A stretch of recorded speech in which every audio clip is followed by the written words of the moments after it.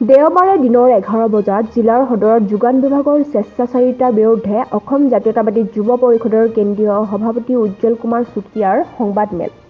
আন্দোলনৰ হুংকাৰ, খাদ্য নামত অতি নিম্নমানৰ আটা ৰাইজক বিতৰণৰ গুৰুত্ব অভিযোগ। উল্লেখযোগ্য যে আজি দীৰ্ঘদিন ধৰি ধেমাজিৰ যোগান বিভাগে জিলাখনৰ ৰাইজক চৰকাৰে যোগান ধৰা আটা যোগান নধৰা গুৰুত্ব অভিযোগ উত্থাপিত হৈ আহিছে। এই সন্দৰ্ভত অসম জাতীয়তাবাদী যুৱ পৰিষদে জিলাখনত দীৰ্ঘদিন ধৰি আবেদন নিবেদন আৰু আন্দোলন কৰি আহিছে যদিও বিগত দিনবোৰত যোগান বিভাগৰ স্বেচ্ছাচাৰিতা বহিঃপ্ৰকাশ হোৱা দেখিবলৈ পোৱা গৈছে। আনকি অসম জাতীয়তাবাদী যুৱ পৰিষদৰ আন্দোলনৰ হেঁচাত শেহতীয়াকৈ ৰাইজলৈ বুলি কিছু পৰিমাণৰ আটা প্ৰেৰণ কৰিছে যদিও সেই আটাসমূহ খোৱাৰ উপযোগী নহয়। সেয়েহে আজি জিলাৰ সদৰত অসম জাতীয়তাবাদী যুৱ পৰিষদৰ কেন্দ্ৰীয় সভাপতি উজ্জ্বল কুমাৰ চুতীয়াই এক সংবাদমেল আয়োজন কৰে আৰু অচিৰে যোগান বিভাগৰ বিৰুদ্ধে পুনৰ আন্দোলনৰ কাৰ্যসূচী গ্ৰহণ কৰা হ'ব বুলি ঘোষণা কৰে।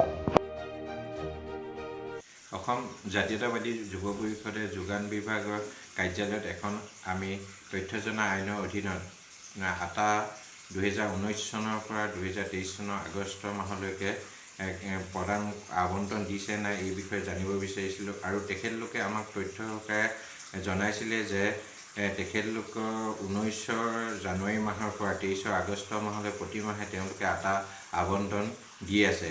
কিন্তু সেই লৈ আমি গ্ৰাহক আৰু কিছুসংখ্যক এজেণ্টৰ ওচৰ চাপিছিলোঁ আৰু তেখেতলোকৰ পৰা জানিব বিচাৰিছিলোঁ তেখেতলোকে আটা প্ৰতিমাহে লাভ কৰি আছে নাই।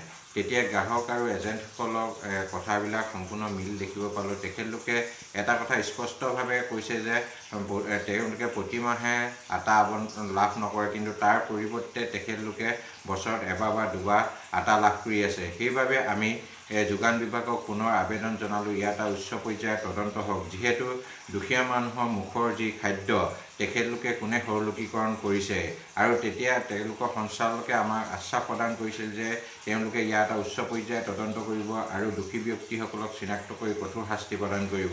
কিন্তু সময় বাগৰাৰ লগে লগে আমি দেখিব পালোঁ যে যোগান বিভাগৰ যি সঞ্চালক মহোদয় যি কথা দিছিলে সেই কথা বাস্তৱত তেওঁ ৰখা নাই। সেইকাৰণে আমি প্ৰতিবাদ সাব্যস্ত কৰিছিলোঁ আৰু প্ৰতিবাদৰ পাছত তেখেতে পুনৰ আমাক আশ্বাস দিলে যে শীঘ্ৰেই এই তদন্ত প্ৰক্ৰিয়া সমাপ্ত কৰিম।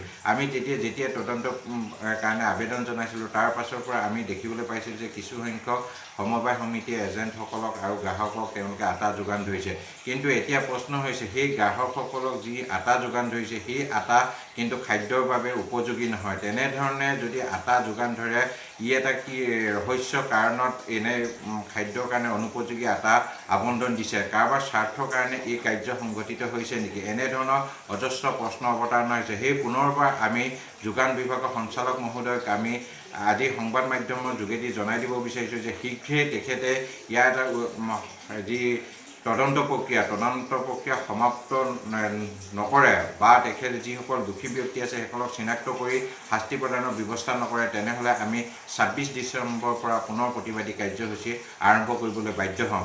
যিহেতু তেওঁলোকে জনা ভাল যে যিসকল চৰকাৰে তেওঁলোকৰ কাৰণে খাদ্য যোগান ধৰিছে সেই খাদ্য তেখেতলোকক যদি খাবই নোৱাৰে তেনেহ'লে সেই তেনেকুৱা ধৰণৰ খাদ্য কিহৰ প্ৰয়োজন, আকৌ তেখেতলোকে সেই খাদ্য আগতে যিধৰণে যোগান নধৰিছিলে আজি পুনৰ পৰা ইয়াত ৰহস্য কাৰণত সেই যোগান নধৰিবৰ কাৰণে তেওঁলোকে প্ৰয়াস কৰিছে নি, এনেধৰণৰ অলেখ প্ৰশ্ন অৱতাৰণা হৈছে।